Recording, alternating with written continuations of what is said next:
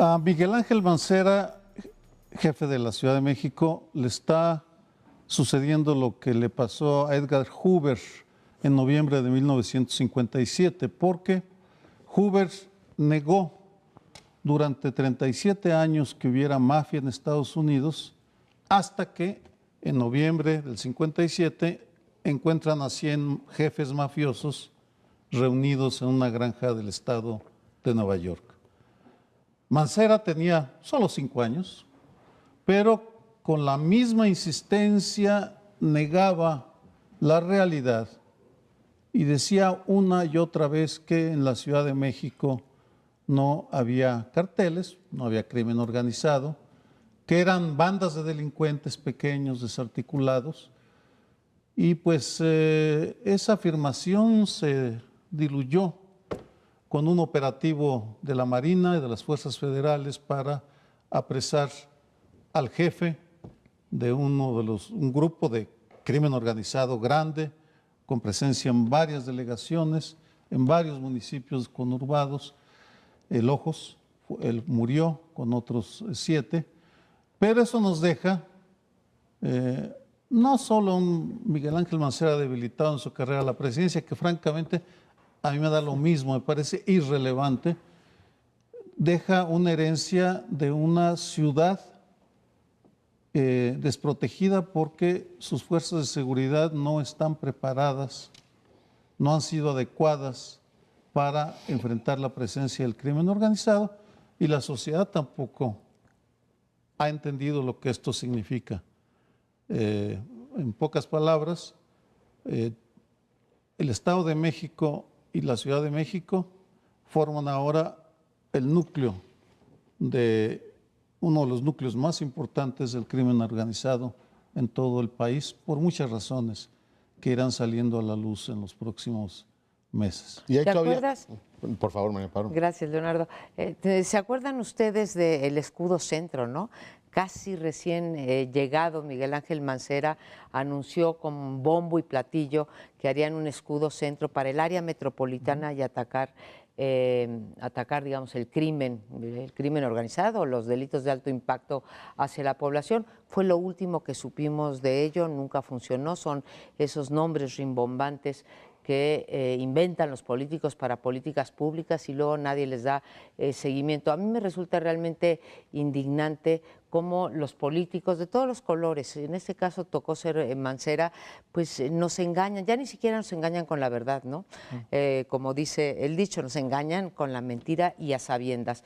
Yo he escuchado al jefe de gobierno una y otra vez diciendo que en la Ciudad de México no hay cárteles, no hay crimen organizado, que lo han podido evitar que entre acá, y sin embargo uno va a las cifras que están nutridas por la propia Ciudad de México al Sistema Nacional de Seguridad Pública, y pues las últimas que vimos era que había subido el índice delictivo 17%, si no me falla la memoria, hará mes y medio, 2 meses fue cuando vi la cifra.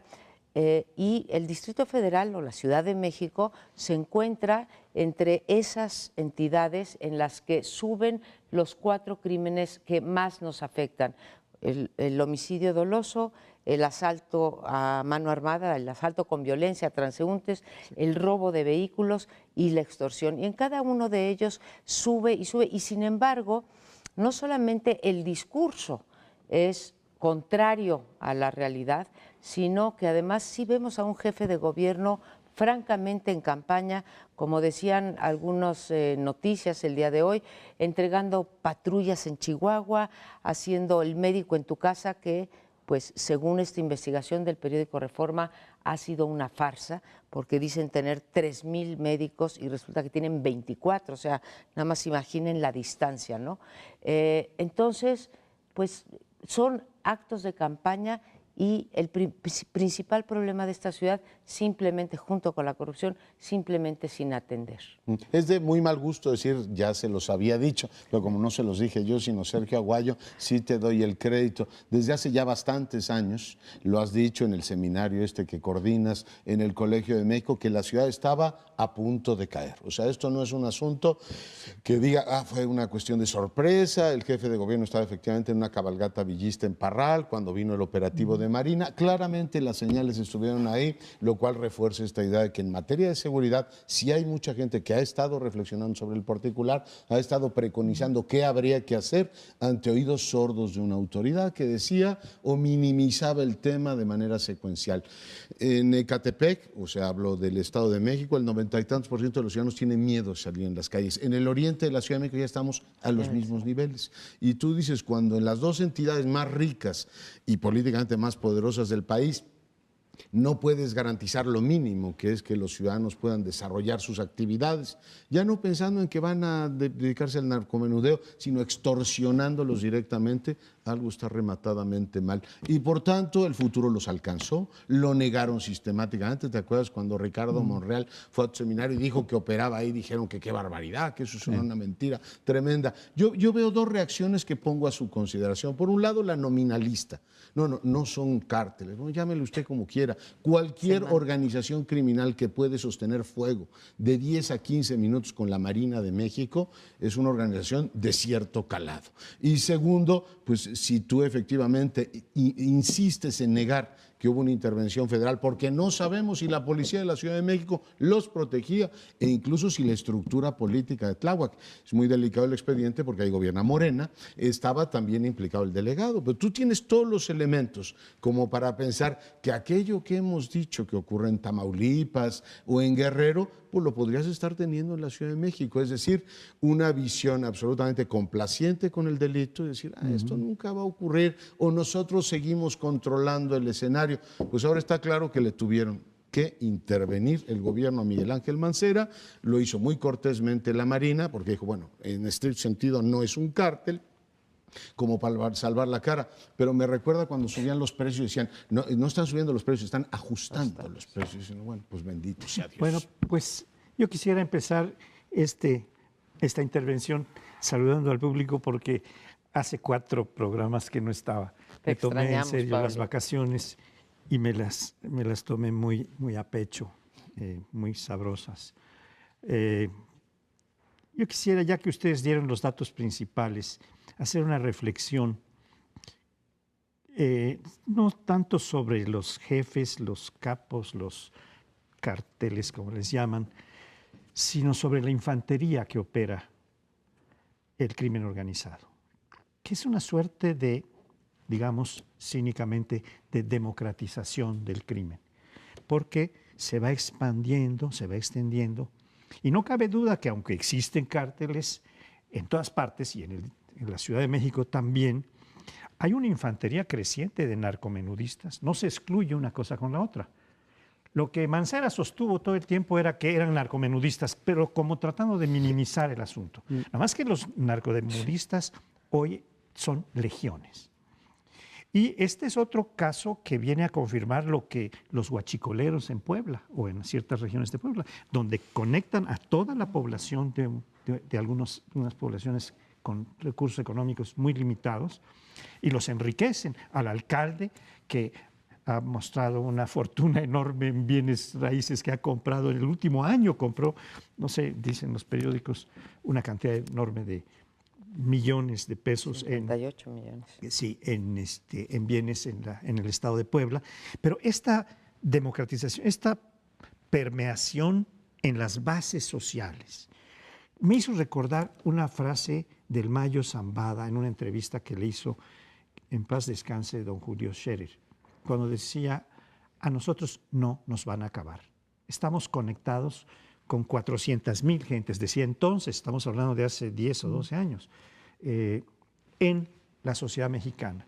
Tenemos participación en muchos negocios, algunos han llegado a calcularlos en 40%. La economía está permeada por el narcotráfico, por el crimen organizado, de distintas maneras y con distintos grados de responsabilidad, también hay que decirlo. Pero tenemos una socialización del crimen, del delito, de una manera tan abundante, tan abrumadora, que en cada esquina tenemos muchos delincuentes posibles a la casa del ciudadano común. Hay una dimensión o una pregunta fundamental: ¿y qué vamos a hacer? Sí. Porque, vamos, ya tenemos el problema, ese es un hecho. Mancera lo negó, pero ahí está, y no quisiera profundizar, sino señalar una de las vetas que deberíamos perseguir. Ya empezaron las campañas, y en el caso de la seguridad sí llama la atención la pobreza de los planteamientos. Si uno toma las propuestas de los candidatos y candidatas a la gubernatura del Estado de México, llama la atención la pobreza de los planteamientos. Realmente no decían casi nada. Se fortalecerá el tejido social, se fortalecerán las policías, cuando tenemos que pensar que estamos ante una unidad. La zona metropolitana del Valle de México, esa es la base social, ese es el entorno en el cual está sentado el crimen organizado. 59 municipios conurbados y varias delegaciones que colindan con el Estado de México, más Tláhuac, con Morelos. Es ahí donde tenemos el problema. Lo que sigue, creo, es que tenemos que exigir a los tres actores principales, los mexiquenses, que involucran al gobierno, a Toluca, más los municipios conurbados que están en diferentes manos, la Ciudad de México y el gobierno federal, porque va a ser insuficiente que, como Mancera y muchos otros mandatarios, se excusen diciendo esto es un asunto de la federación. No, este no es un asunto de la federación. Este es un problema gigantesco que enfrentamos los 24 millones de personas que vivimos en el Valle de México. Déjame alimentar esto que estás diciendo, porque además en efecto están los tres órdenes de gobierno, y hago referencia también al magnífico artículo que escribió Leonardo en el Universal sobre el Estado disfuncional. Sí, aquí estamos hablando del gobierno del Distrito Federal disfuncional, pero me voy al Estado en términos generales.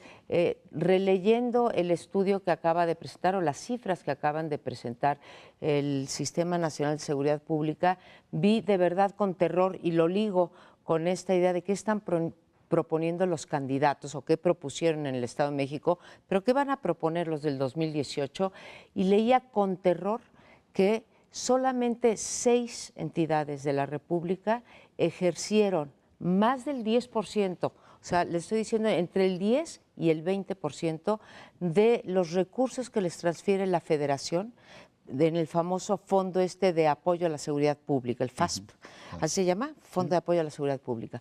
O sea, la Federación está otorgando el dinero como lo viene otorgando desde Fox, desde el año 2000, y los gobernadores no ejercen ese dinero. ¿A dónde van? No sé. Ahora que hablemos de Duarte, veremos cómo en salud, en educación y los fondos de seguridad pública van o a empresas fantasmas o a no sé qué, pero no se están ejerciendo para capacitar a las policías, de investigación, a los ministerios públicos, y etcétera. En fin, para dar seguridad.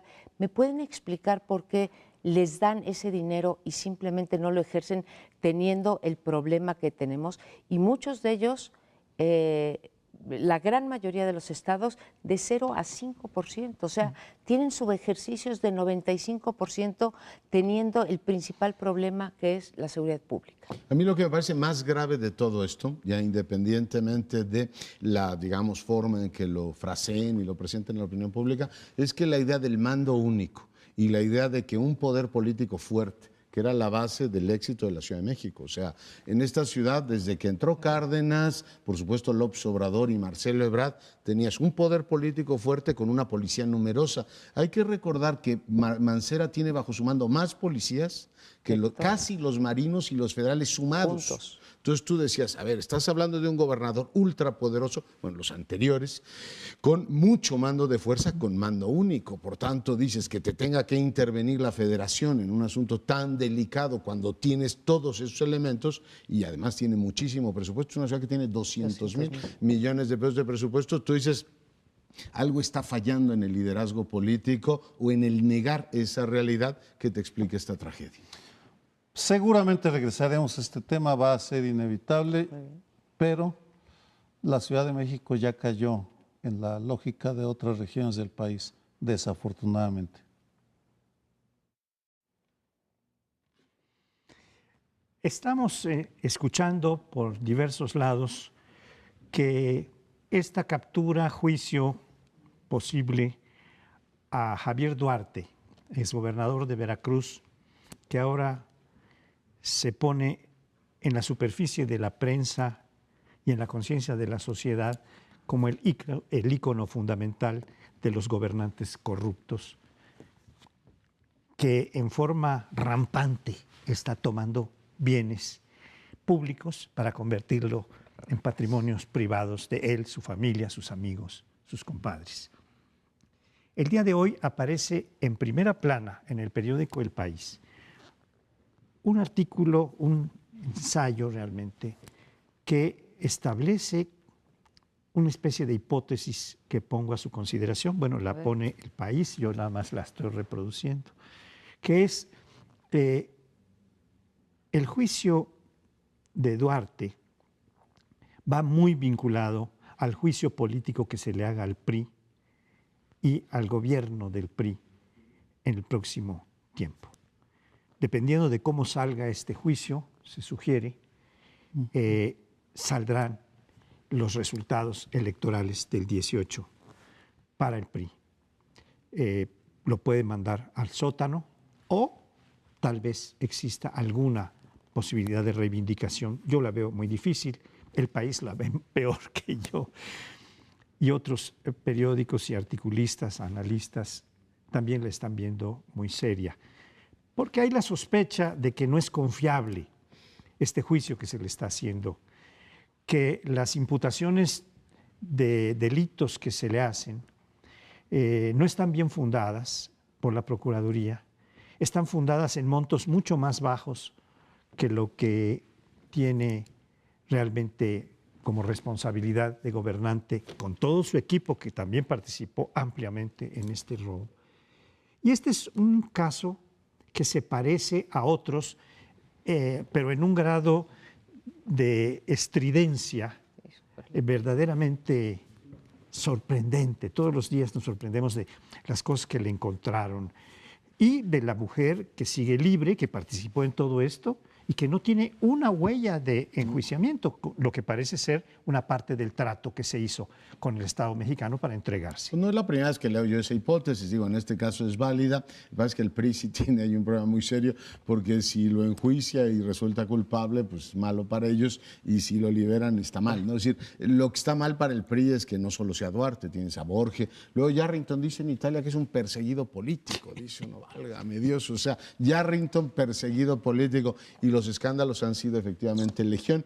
He oído también, y pongo a su consideración esta crítica, de que el Tribunal de la Opinión Pública ya condenó a Duarte y que en realidad deberíamos ser mucho más cautos en juzgarlo o esperar que las instituciones lo hagan. Y la verdad es que reflexionando sobre el particular, digo, pues sí, ciertamente todo mundo, incluido Duarte, tienen derecho al debido proceso, pero hay tal cantidad de evidencia, o sea, pensaba si éramos injustos en pedir su condena, pero releía este fin de semana el artículo este Animal Político, o sea, se robaban el dinero que iba para los más pobres, para ellos, los desfalcos en materia de salud, más todo lo que ha acreditado la Auditoría Superior de la Federación, dirían, oiga, en este caso el Tribunal de la Opinión Pública, que puede ser durísimo, no tiene más remedio que decir, este señor de verdad no hay manera de defenderlo. Por tanto, no le auguro de ninguna de las maneras, por esa y por muchas otras cosas, un buen final al caso, ¿no? Pues en el sótano, el PRI ya está en el sótano de las preferencias electorales, ya lo trataremos en el próximo bloque. Y en efecto, están ante un dilema espantoso, porque si lo encarcelan y lo enjuician rápidamente antes del 18 o antes de las elecciones del 18, pues malo. Y si lo sacan, que no creo, creo en ese escenario, pues peor, ¿no?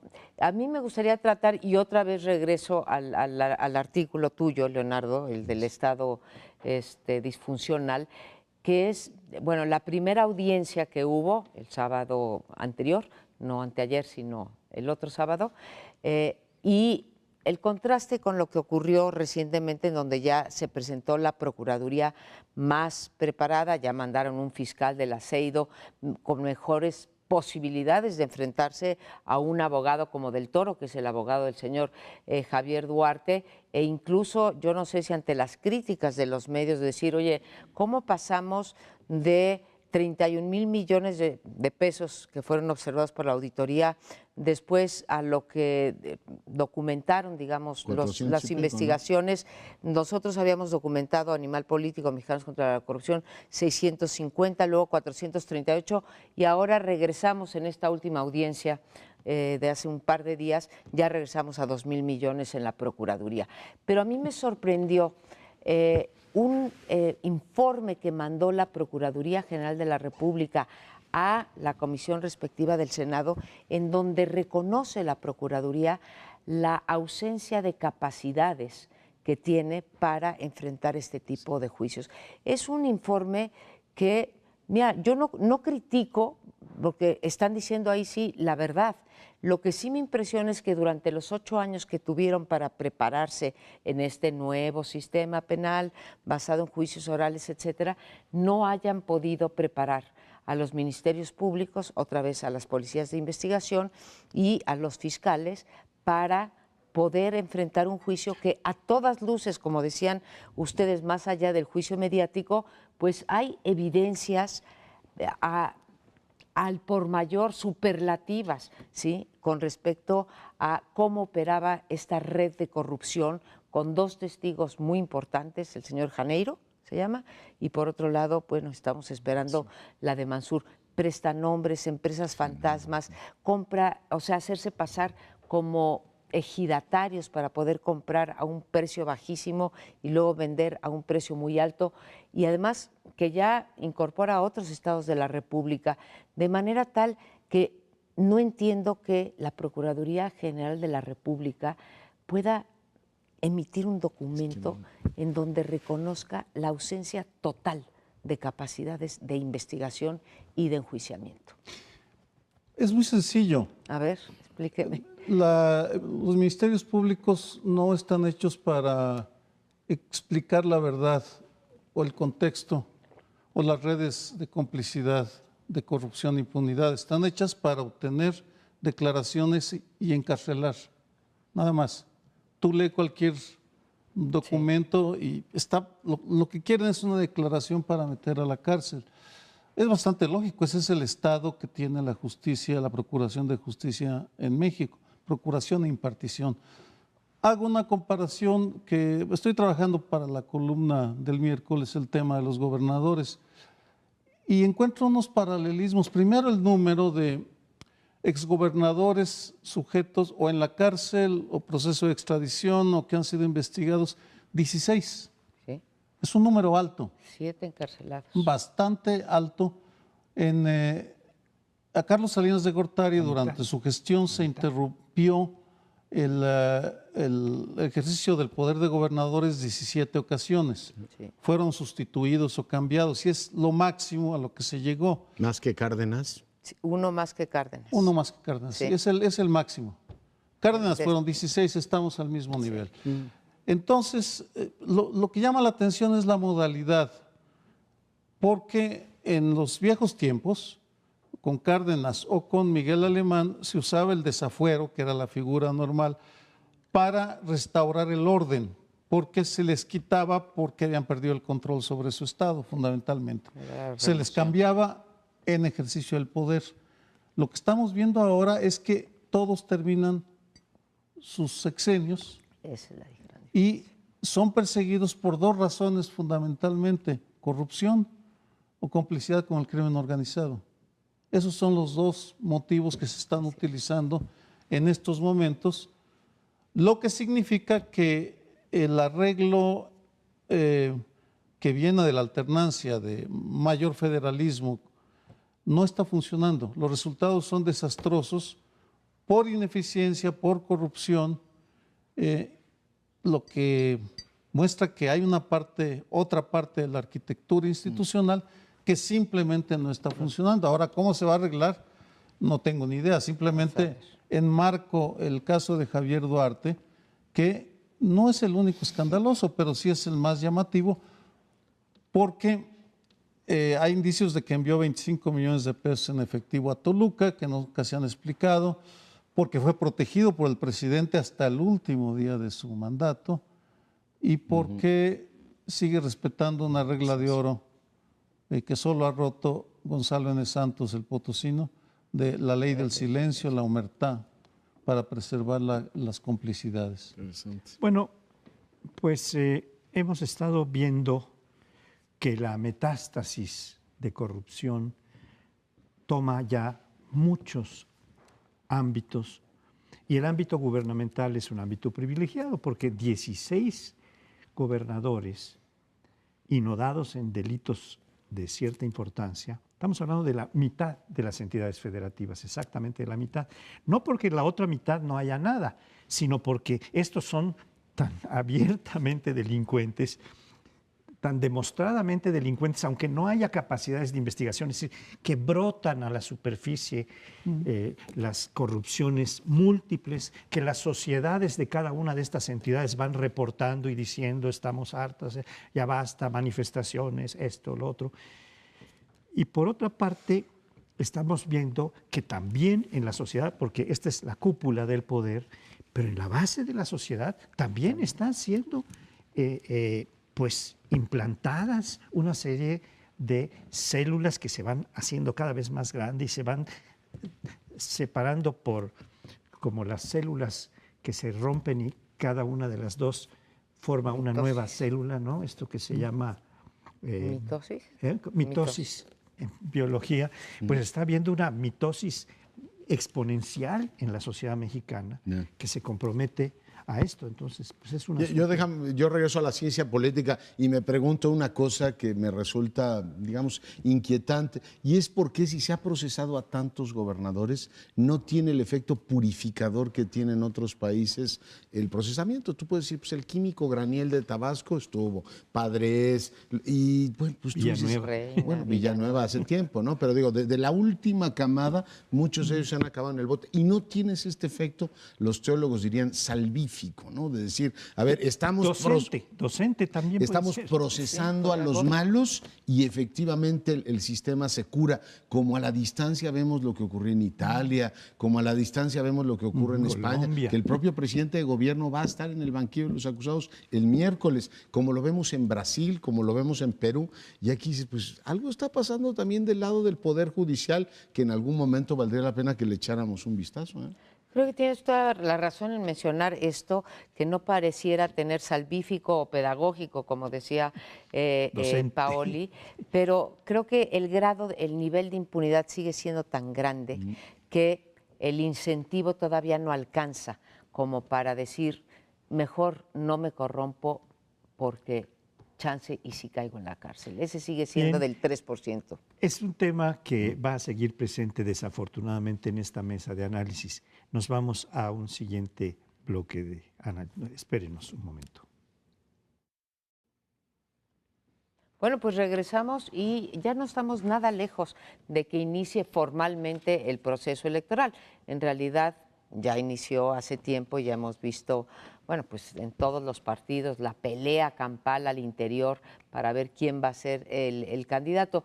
Pero ahora acaba de salir, digamos, la última camada, diría yo, de encuestas antes de que empiece formalmente o antes de que dé el banderazo de salida el Instituto Nacional Electoral para las elecciones 2018. Y no hay sorpresas, como ha venido siendo de manera muy consistente, pues Morena está en primer lugar, en realidad deberíamos decir Andrés Manuel López Obrador. Morena en primer lugar, después el PAN, Acción Nacional, con cualquiera de sus dos candidatos, y después vendría el PRI. Lo que sorprende es lo bajo que ha caído el PRD, y cuando digo lo bajo que ha caído en las encuestas, 6 y puntitos. ya está nada más en 6%. No minimizo ese 6%, porque 6% puede ser la diferencia entre ganar y perder en el 2018, pero sí sorprende que haya más personas que digan que pensarían votar por un independiente. 10% de la población dice que antes que por el PRD u otros partidos, salvo los primeros tres, Morena, PAN y PRI. No significan, hay que decirlo para no engañar, no es nuestro papel engañar, que las encuestas hoy en día dicen poco todavía. De aquí todavía falta mucha agua por correr por debajo del puente, y ya veremos qué es lo que ocurre. A mí, yo quisiera poner aquí lo de Andrés Manuel, está claro, creo que es él, no su partido, a pesar de que no minimizo cómo ha crecido territorialmente el partido, pero sí me sorprende muchísimo en el caso del PRI, que el candidato que sigue siendo pues el preferido es el secretario de Gobernación, cuando, así como hablamos en el bloque anterior de la seguridad y en el anterior de corrupción, cuando los dos problemas que deben de caer o que caen en su ámbito de acción han sido tan mal evaluados por la población, y sin embargo el secretario de Gobernación de lejos es el candidato con mayor preferencia electoral al interior del PRI. Yo veo pocas novedades en la encuesta esta respecto a las anteriores, la del Universal, la de GEA, o sea, más o menos la distribución es la misma, algunos posicionamientos nuevos que llaman la atención. Bueno, efectivamente tienes Morena consolidada, el PAN, el pleito está todo lo que da. Hoy Margarita Zavala dice, oiga, no basta con que el 8 de septiembre digan que los dirigentes de los partidos no se pueden anunciar, es decir, van a bajar a Anaya y a Andrés Manuel López Obrador. Hay que ver también que las dirigencias de los partidos no aplasten coacciones, no sé cuántos verbos usa en su texto de hoy, o sea, muy duro, ¿no? El pleito en el PAN está, digamos, a lucha abierta. Moreno Valle te abre otro frente el fin de semana diciendo, en realidad deberíamos hacer una elección primaria, que sería una especie de primera vuelta entre los, digamos, coaligados en el frente. Cualquier cosa que esto signifique, porque con un 6% del PRD, pues ya me dirás tú si el PRD tiene efectivamente posibilidad de decir, a ver, queremos que nuestro candidato sea Mancera, amén de lo de Tláhuac. O sea, eso cambió en los últimos días la geografía política, y estoy de acuerdo contigo, lo que hoy es cierto, a lo mejor en una semana se diluye completamente, pero el pleito en el PAN sigue ahí, y sigue efectivamente con esto, ¿cómo se llama?, de incierta resolución. No sé cómo va a terminar eso. Por el lado del PRD, sí, pues por un lado te quieren subir a Silvano Aureoles in extremis, por otro lado tienes un Graco Ramírez que ya se bajó, pero ahora tiene una manifestación, digamos, una movilización que te reúne desde el obispo hasta Cuauhtémoc Blanco, pasando por el rector y Javier Sicilia. Tú dices, verdaderamente aglutinar a todo ese sector. Hay que esmerarse, de verdad. Entonces, y por otro lado ves un Verde Ecologista, es el último apunte que hago, que ya anda en busca de un nuevo patrón, ¿no? Por un lado dice, pues me podría ir por el frente opositor, ¿no? Pues ya dijo, a lo mejor hablo con los señores, o a lo mejor me quedo con el PRI, o por qué no Carlos Puente, ¿no? Es decir, también podrían tener su propio candidato. En fin, movido está el asunto. Mira, es una danza de cabecitas sonrientes y frases vacuas, porque el caso del Verde, lo mismo hizo Bernardo de la Garza hace ya años, lanzando un candidato para negociar mejor sus favores, porque bueno, pues desafortunadamente nuestra política electoral y nuestra vida partidista es un chiquero, no encuentro otra mejor palabra, el vacío de ideas. Puede uno leer los libros que han salido. ¿De cada candidato dices? De los candidatos, y dices, bueno, y que Margarita Zavala, que parece que va a ser, si la dejan, la candidata del PAN, sigue sin explicar todavía el tema del baño de sangre. ¿Qué hacía ella durante los años de su marido? En fin, va a ser inevitable que elijamos un presidente y una presidenta, pero en este momento lo único que a mí me parece más notable de esa encuesta de ayer de Reforma es el hartazgo social expresado en el apoyo a Morena. Creo que ese es el reflejo para mí más claro, y el desconcierto de decir, bueno, pues de todo lo que hay, Andrés Manuel ha sido consistentemente crítico. Él siempre, lo que dijo está sucediendo, hay que reconocerle que tuvo la capacidad de anticiparse y decir que la corrupción estaba todo lo que daba, en fin. Pero es muy pronto, es una instantánea a un año de las elecciones, así que difícilmente nos va a iluminar. El hartazgo creo que se refleja en las dos, en las dos partes. Ay, perdón. Adelante. Perdón, intervenga usted, señor. En esta primera Perdone vuelta, la me gandalla. perdonas, María Amparo. Yo veo un panorama que ustedes han empezado a describir muy abigarrado, con muchas contrahechuras, con muchas contradicciones. Se proponen diversos tipos de alianzas, de coaliciones, se proponen distintas candidaturas independientes, frentes, como les llaman también, por un lado, por otro, que se desvanecen en un momento y vuelven a surgir otras expectativas de frentes. Veo también que, bueno, decía María Amparo, que las campañas dentro de los partidos son batallas campales, usaba esta frase. Bueno, excepto Morena, donde es un día de campo. No hay batalla. Ahí no hay batalla campal, hay un día de campo campal, muy florido, batalla. muy agradable para todos los miembros. Hay un solo aspirante, un solo Dios, que no está dividido en tres personas como la Trinidad Católica, sino que es una sola para sí misma y para todos los demás. Pero lo que yo estoy viendo es que dentro del PAN, ya que algunas reflexiones se hicieron en función del PRD, hay una expectativa de preferencia mejor para Margarita fuera del PAN.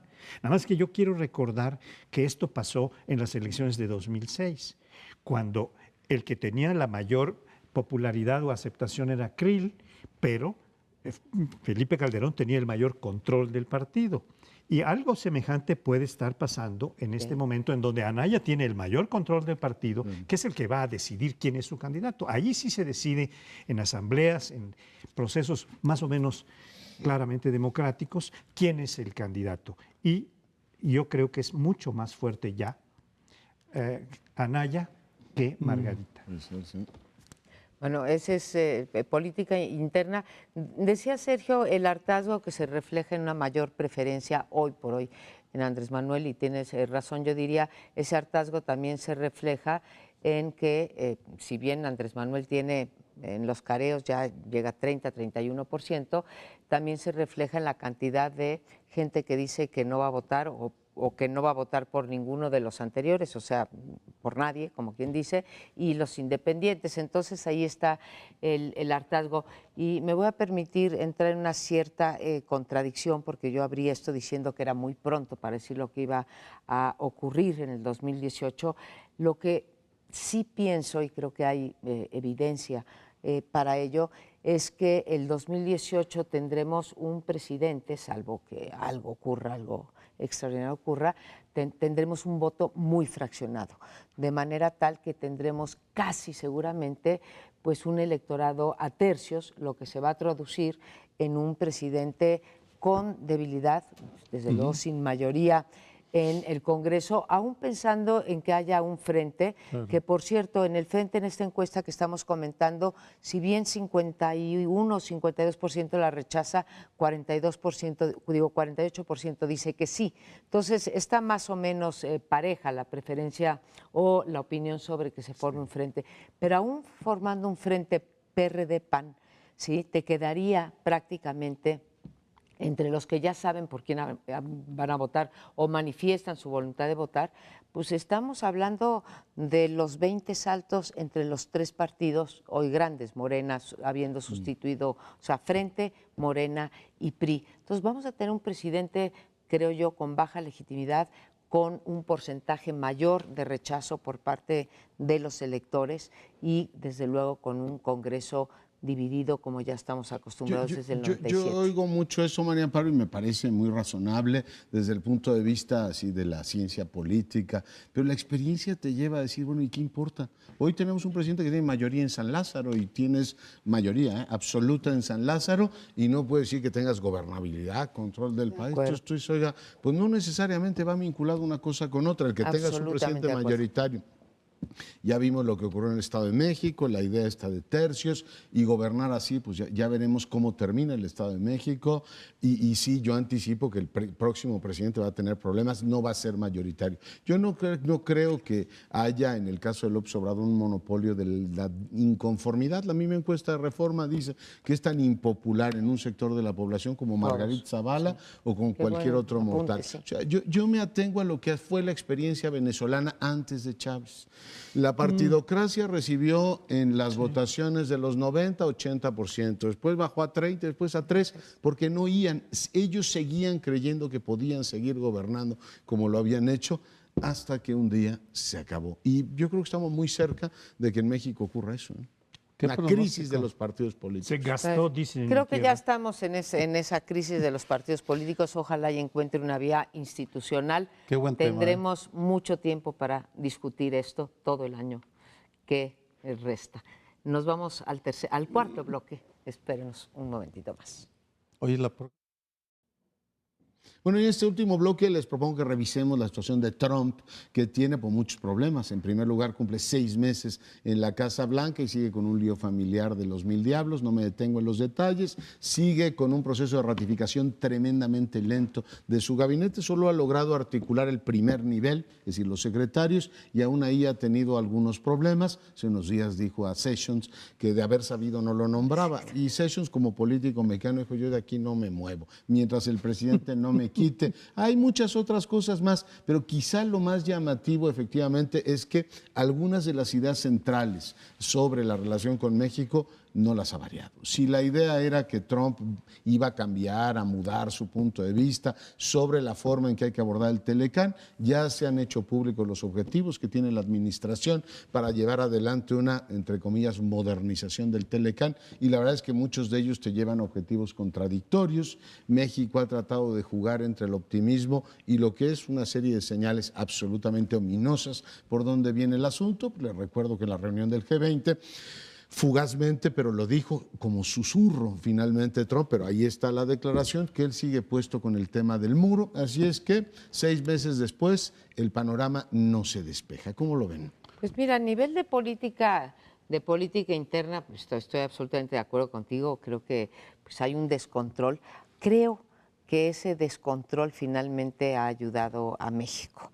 Y voy a decir por qué. Hay estas contradicciones entre la primera línea, porque la segunda línea, como bien nos recuerdas, todavía ni siquiera está nombrada, pero entonces tienes diferentes tipos de secretarios y tienes una falta de control por las instrucciones muy contradictorias que da Trump, y eso crea ocurrencias que han sido aprovechadas por aquellos que ven la política exterior hacia México, esta idea del muro, esta idea de modernizar al Telecán de una manera distinta a cómo lo refleja Trump, sobre todo en su método favorito de comunicación, que son los twitters. ¿Y por qué digo esto? Porque, bueno, claro, tenemos el gran escollo del artículo en donde se quiere quitar la posibilidad, artículo 16 o 19, ¿no? Que se quiere quitar la posibilidad de recurrir a cortes internacionales en caso de que haya un conflicto entre las partes del Tratado de Libre Comercio, Canadá, México y Estados Unidos, y dicen los senadores mexicanos y dice el gobierno mexicano que eso simplemente sería inaceptable. Pero veo elementos importantes para poder avanzar en una negociación que sea más o menos benéfica para México. Yo entiendo que cada país va a estar viendo por sus intereses, eso es lógico en cualquier negociación, pero hoy veo que Estados Unidos, a pesar de que sigue centrado en reducir el déficit, leía, yo no lo sabía, que el déficit de Canadá y México, lo que representa el déficit de Estados Unidos con Canadá y México es nada más el 11%. Bien haría en mirar a China o a otros países, pero ya se habla de que no se meterán aranceles a las cuestiones industriales y agropecuarias. Se habla, a mí una cosa que me pone muy contenta, que es la cláusula anticorrupción, que entrara como una cuestión central, y en esa cuestión central sería criminalizar a aquellos que cometan actos de corrupción para que la justicia mexicana no los deje, y algunos otros temas que creo que dan esperanza de que podamos tener un tratado de libre comercio en donde podamos sacar alguna ventaja y sobre todo frenar las consecuencias de una política absolutamente proteccionista como la que planteaba Trump. Pues la diosa Fortuna sí le está haciendo el favor al gobierno de Enrique Peña Nieto, vamos, porque tengo la impresión de que la decisión de hacer muy poco, de moverse lo menos posible, de llamar la atención apenas lo suficiente, les está dando los resultados, no por méritos de la política en sí misma, sino porque el gobierno de Trump no acaba de articularse, de tener una política adecuada para obligarnos a pagar el muro, para construir el muro, para empezar. Lo malo, digo, eso sería lo bueno, lo malo es que en el largo plazo sigue dejando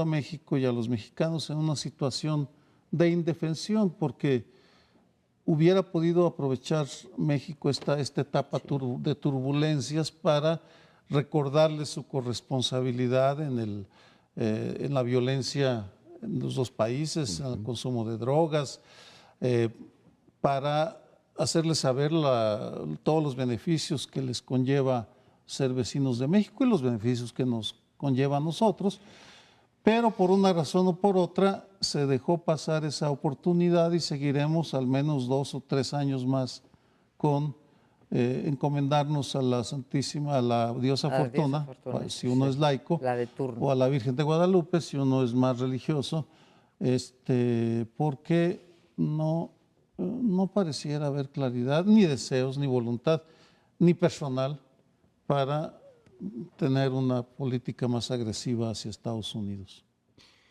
Yo estoy viendo que las perspectivas respecto del gobierno de Trump a 6 meses de haber tomado el poder son bastante diferentes cuando se ven desde Europa que cuando se ven desde México o América Latina en términos generales, pero México muy marcadamente por ser la frontera que tiene tantas cosas en común, tiene 3,000 y pico de kilómetros de frontera, tiene 11,000 y pico de riberas de donde salen muchas cosas para allá y vienen muchas cosas de allá, de Estados Unidos. Pero en Europa están viendo que Trump ha tenido que ir echando para atrás una tras otra una serie de propuestas, anuncios y políticas que había planteado. En primer lugar, contra la OTAN. Esto no sirve para nada, hay que acabar con él. Entonces, llega y para atrás. Otras son las elecciones que le han sido contrarias en Europa. Había estado festinando el Brexit inglés, pero viene después lo de Francia, y allí se va para atrás porque su preferencia, dicha así, la que va a ganar es Le Pen. Y resulta que no, que Macron es una alternativa muy fuerte. También en las elecciones de Austria, de Polonia, de distintas, han venido echando para atrás las expectativas de Trump o que Trump anunciaba como triunfadoras. Pero cuando se ve desde América Latina y en México en particular, siguen estando muy deficientes. Y sin embargo, ayer que llegaba yo al aeropuerto encontré que el dólar estaba a 16 y poco. 17 y pico, porque si no, 16 vamos corriendo. No, yo no compré, yo venía regresando. 17 y pico, rondando 18. Bueno. Estaba ayer en 16 y pico, tanto compra como venta. Pero en el aeropuerto. ¿Qué no sería el dólar canadiense? No, el mexicano. Pero bueno, sí se ha pero apreciado la moneda, ¿no? Sí. Entonces, eso da una cierta expectativa positiva, como estaba sugiriendo Sergio. Yo siento que este es un momento delicado y que habría que empezar a pedirle a todas las fuerzas políticas, exactamente en el mismo espíritu que decía Sergio Aguayo con los temas de seguridad, un posicionamiento respecto a lo que es el interés nacional en relación con los Estados Unidos. A mí esto de que el Telecán lo revisen así, ya vimos la posición del gobierno, que es aumentarle energía, aumentarle telecomunicaciones y comercio electrónico. Mi sentir es que deberíamos pedir ahora mercados laborales, es decir, oiga, pues si vamos a renegociar, pero bien sustentado, diciendo, a ver, PAN, PRD, Morena, le piden esto. Y lo segundo, me genera muchísima inquietud, que estamos muy metidos en lo comercial y bueno, más o menos sabemos la ruta a dónde va a ir. En lo económico, pues apostar a que fracase el presupuesto original que tenía Trump, pero en los ámbitos de seguridad no sé a dónde vamos. O sea, leo a gente tan seria como Olga Pellicer decir, a ver, ya son muchos meses. Por supuesto, no está conformado todavía el segundo nivel y no sabemos qué van a hacer las burocracias. Pero ¿qué vamos a pasar de la iniciativa Mérida al Plan México? ¿O en algún momento alguna bestialidad de la Casa Blanca diciendo hay que mandar, ya lo insinuó Trump en algún momento, soldados a México? ¿Cómo van a abordar el tema de la seguridad? Yo veo muy contento a nuestro gobierno y a los círculos empresariales discutiendo el tema del Telecán y digo, oiga, el otro pilar que es fundamental para México es cómo vamos a enfrentar todos los temas de seguridad. No oigo ni que defiendan lo que tenemos, porque no les gustó Mérida, no les gustó lo de la frontera. Al gobierno de Peña no le gustó. Y por supuesto a Trump tampoco le gusta y me pregunto, ¿y qué vamos a hacer con eso? Subrayo, me encantaría un consenso nacional diciendo, de los grandes partidos, diciendo, nosotros creemos que el futuro de la nación debería ir por aquí. Merece, como tú dices, una política de Estado, y cuando uno dice política de Estado quiere decir la unidad, digamos, de las fracciones parlamentarias, de los partidos, de la élite política con respecto a esto. Y sí, tienen razón, o sea, hay un cierto optimismo en la parte de comercio, pero no tenemos ningún viso para fundamentar optimismo en la parte política que le importa, política por decirlo de alguna manera, que le importa a México. Son dos cosas, es la seguridad por un lado y la migración. El otro día, y le robo la idea a Rafael Pérez Gay, decimos, tenemos un superávit en la balanza comercial, en la balanza económica, pero tenemos un gran déficit en la balanza política. ¿Por qué? Porque no estamos metiendo esos temas en la discusión de América, en el Tratado de Libre Comercio, y para México es fundamental. Pues sí, habrá efectivamente que abordar ese tema. Pero se nos acabó el tiempo. Muchas gracias por sintonizar. Nos vemos la próxima semana aquí en El Primer Plano.